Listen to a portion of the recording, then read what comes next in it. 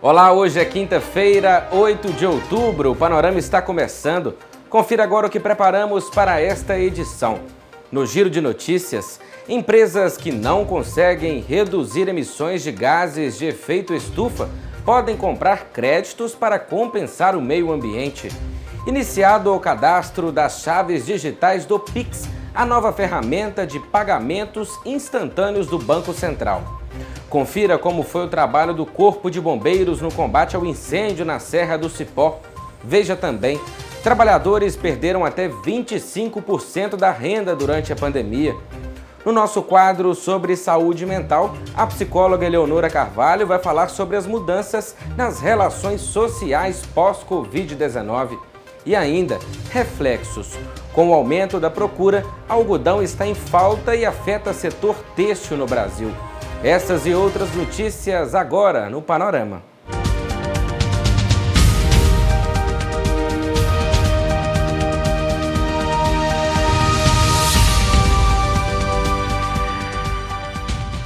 Você sabia que quando uma empresa não consegue reduzir suas emissões de gases de efeito estufa, ela pode comprar créditos para compensar o meio ambiente?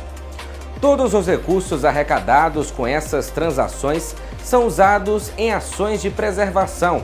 Entenda melhor. É mais uma iniciativa do governo, do Ministério do Meio Ambiente, de alavancar esse mercado. Então, estabelecendo algumas regras, alguns critérios de quais tipos de créditos que podem ser negociados. Tem mais de 30 projetos aprovados que já reduziram mais de 7 milhões de toneladas de CO2 no mercado. Trabalhamos tanto com empresas privadas, como recentemente estamos trabalhando também com algumas prefeituras, apoiando no desenvolvimento dos inventários de emissões de gás de efeito estufa das cidades e no desenvolvimento do plano de ação climática. Criar uma alternativa de renda real para quem cuida de floresta, para quem protege as florestas nativas em todos os biomas brasileiros. Agora uma informação que pode ser desconhecida por alguns. Você sabia que para o resultado final das eleições, apenas os votos válidos são considerados? Pois é, e os votos válidos não incluem em branco e os nulos. Esse é o entendimento da Justiça Eleitoral a partir do julgamento do TSE em 2006.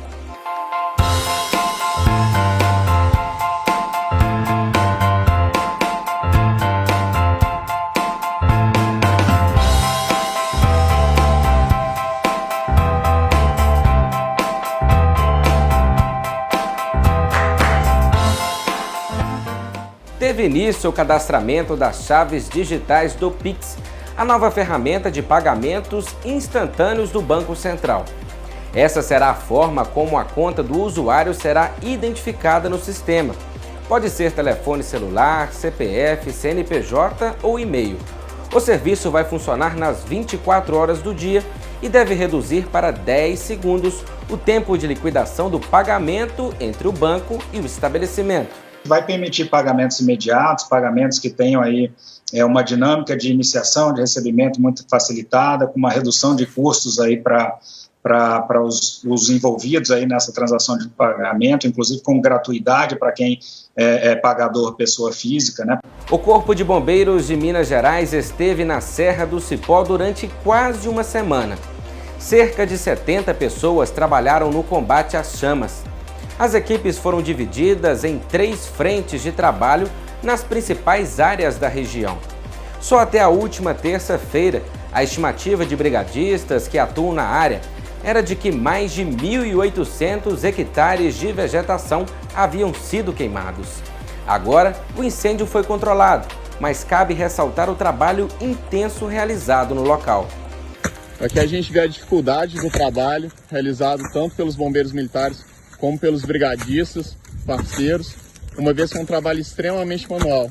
As jornadas de trabalho são extremamente extenuantes e também a dificuldade em progredir no terreno, que é um terreno extremamente acidentado e que muitas vezes oferece riscos em relação à queda do militar, em relação à temperatura que ele acaba experimentando, questão da respiração, também num ambiente que é bastante contaminado por fumaça. Tudo isso daqui dificulta o trabalho, especialmente considerando que é uma área muito grande e a região de serra, ela favorece a propagação do incêndio, uma vez que os ventos eles tendem a se concentrar em alguns locais. A gente consegue ver a dificuldade de deslocamento do local onde o militar, além dele carregar, né, os próprios equipamentos básicos, equipamentos de segurança, ele tem que carregar uma bomba costal, mostra aqui, por gentileza, que geralmente pesa entre 25 a 30 quilos. Além disso, equipamentos de sapa, como foice, como abafadores, equipamentos, né, como cantil e equipamentos de reposição, além de capacete, e tudo isso em um terreno extremamente complicado. Todos os suprimentos que nós precisamos, como aqui, né, água para fazer reidratação dos militares, muitas vezes eles precisam ser deixados por helicóptero, de tão complicado que é o acesso na região. Ter uma redução de 25% da renda em plena crise e durante a pandemia do coronavírus não é nada fácil. Pois é, exatamente essa é a situação de milhões de trabalhadores espalhados pelo Brasil.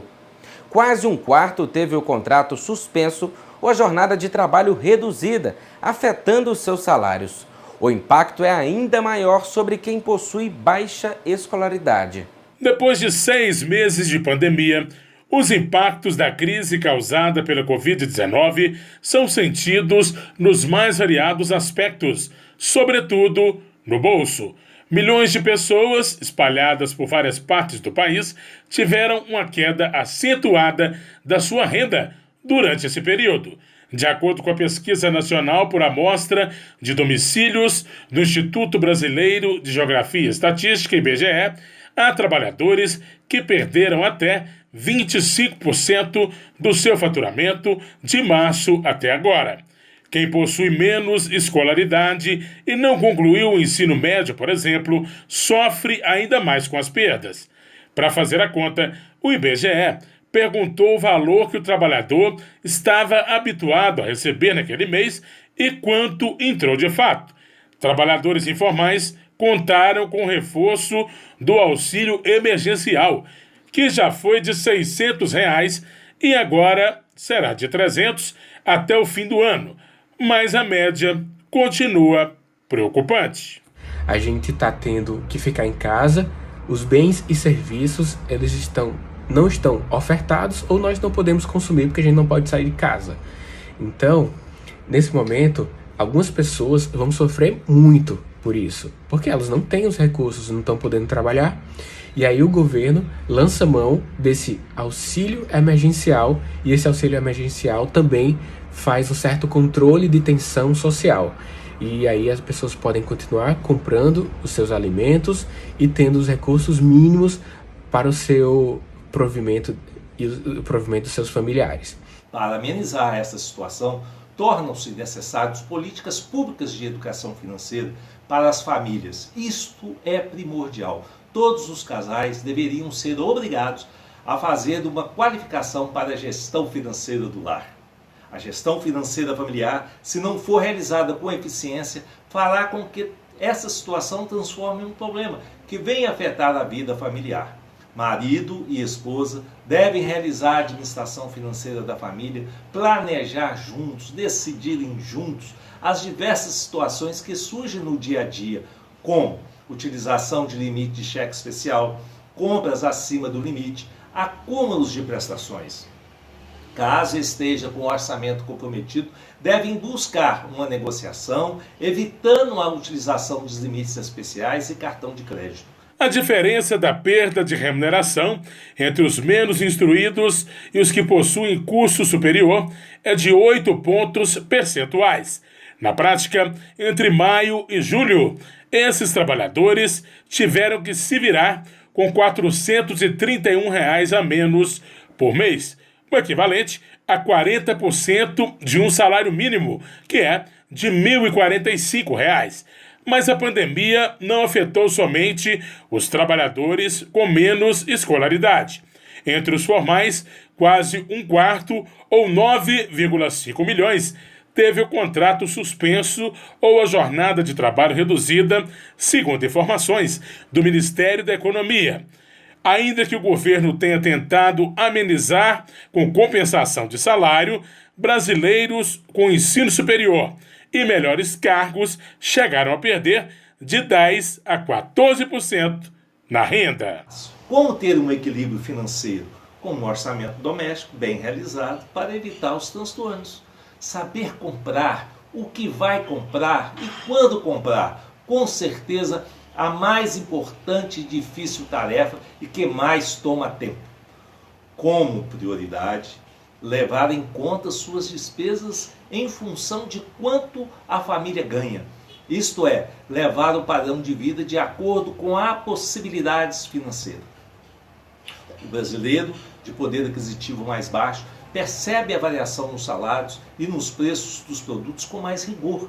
E para ele, a inflação está em alta e representa, na sua visão, uma variação muito maior do que os institutos de pesquisa anunciam.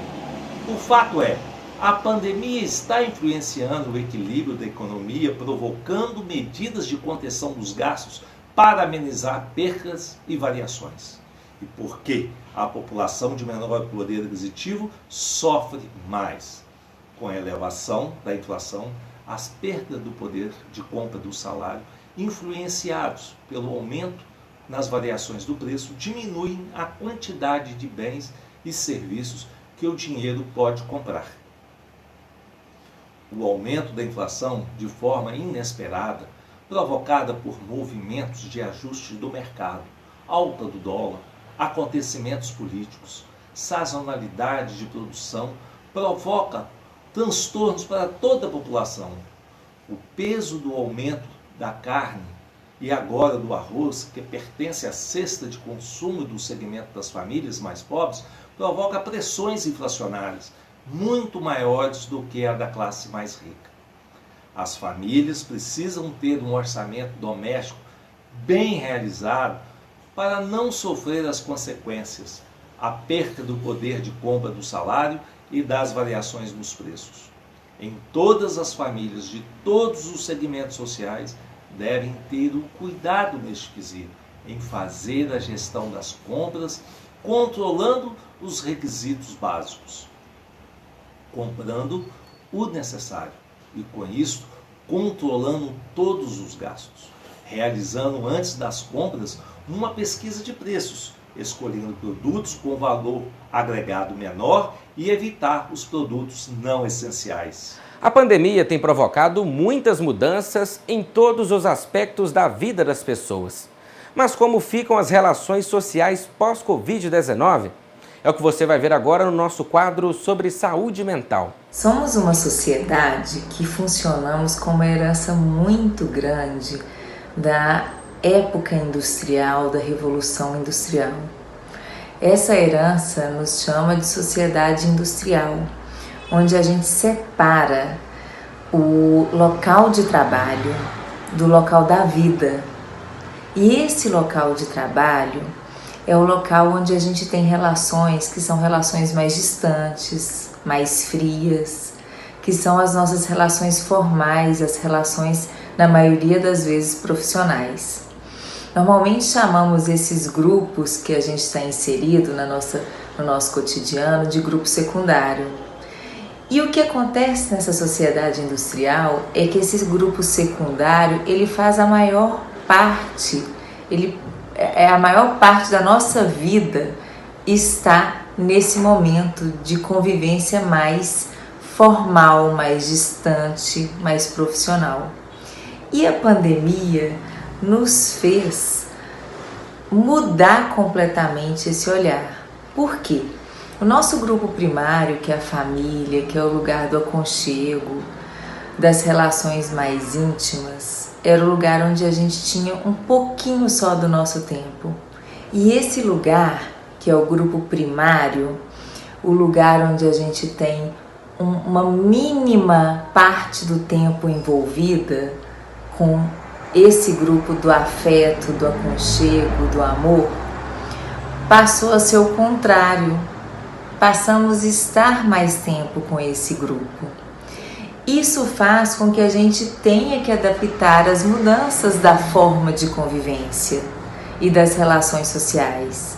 É interessante que, na verdade, essa sociedade que chamamos da sociedade do racionalismo cego, do trabalho, é uma sociedade que já está há algum tempo com os dias contados ou em crise.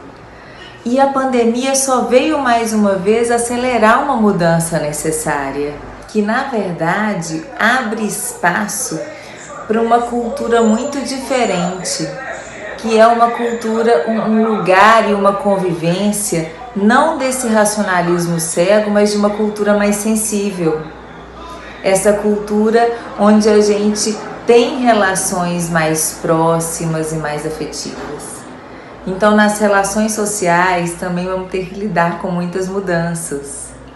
E a sociedade mudando com essa nova forma de viver que o Covid-19 nos impôs, né? Esse isolamento social que fez o isolamento das relações sociais, mas que aproximou quem está perto.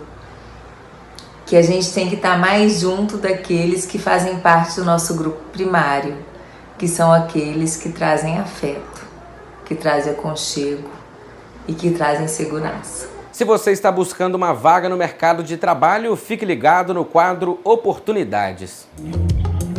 Vaga para analista de logística com experiência comprovada na carteira de trabalho, superior completo e CNH-B.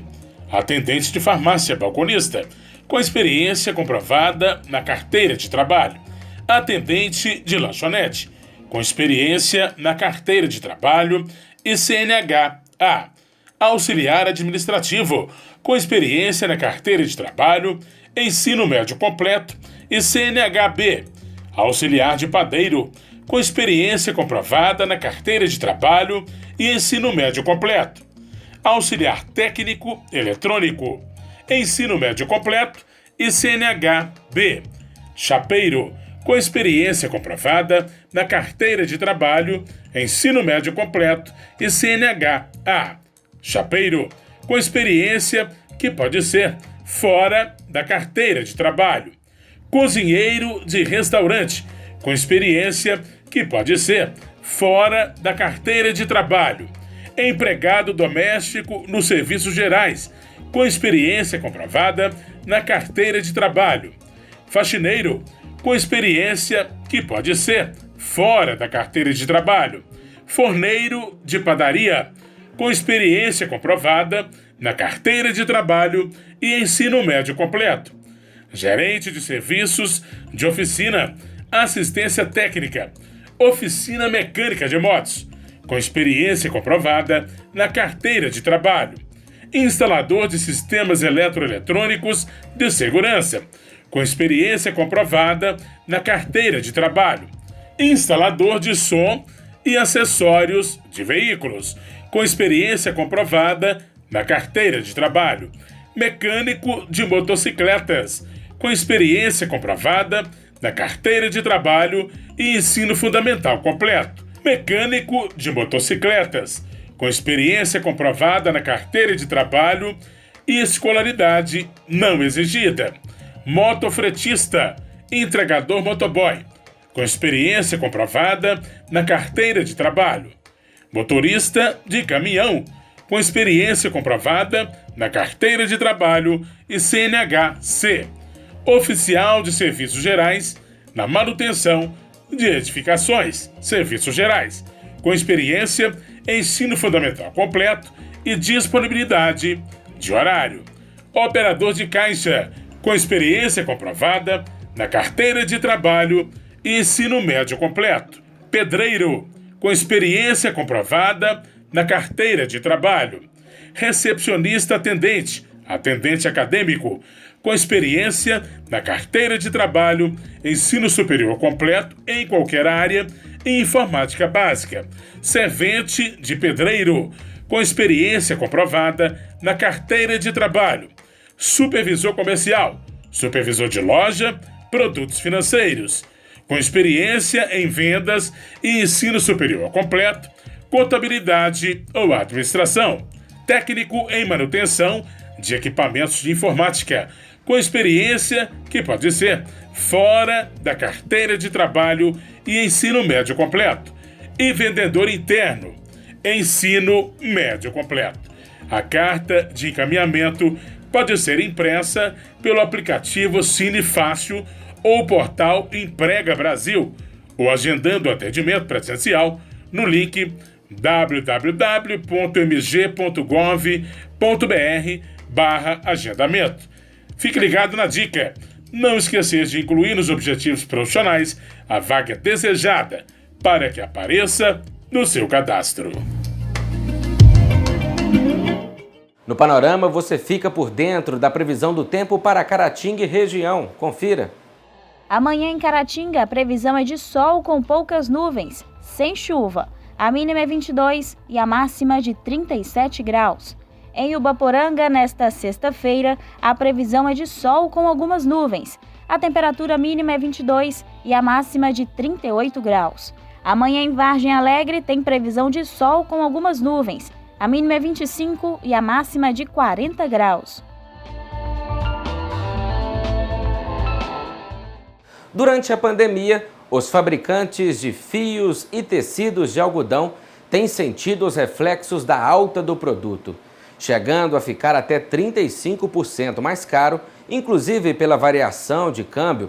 O valor do insumo tem oscilado muito na retomada do mercado.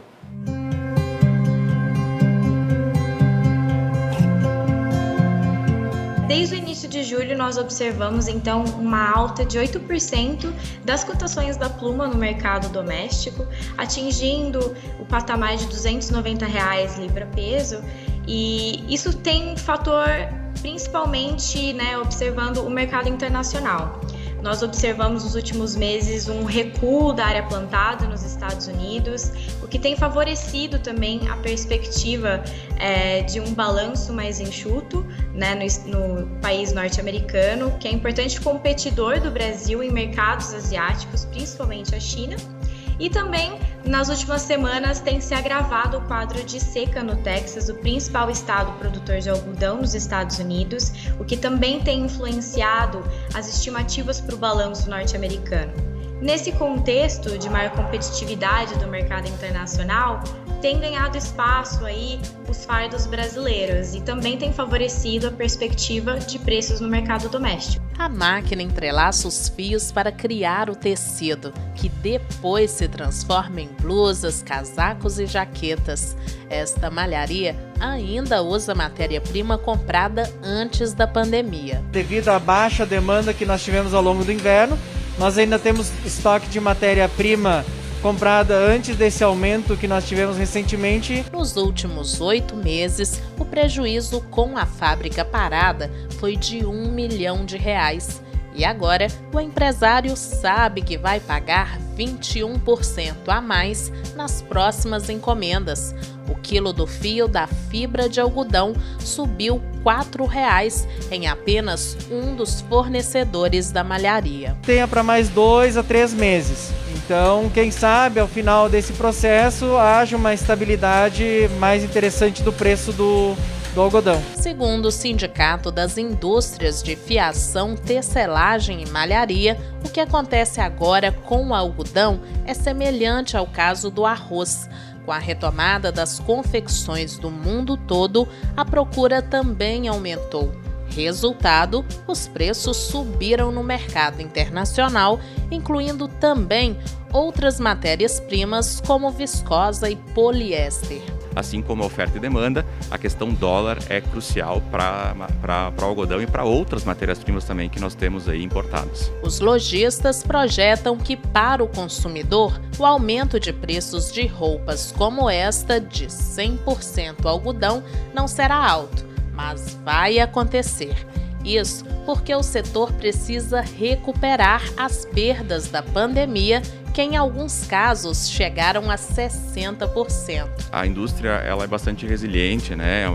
E a indústria procura otimizar o máximo possível aí a questão de custos para não prejudicar o consumidor. Né? E não deve faltar algodão no país, porque a safra, mais uma vez, foi recorde em 2020.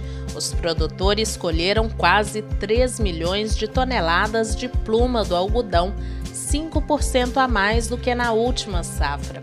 E o Brasil é hoje o 4º maior produtor mundial e o 2º exportador de algodão. A perspectiva é muito boa de, quem sabe, a gente conseguir retomar patamares bem parecidos de 2019 ou até melhores do que isso.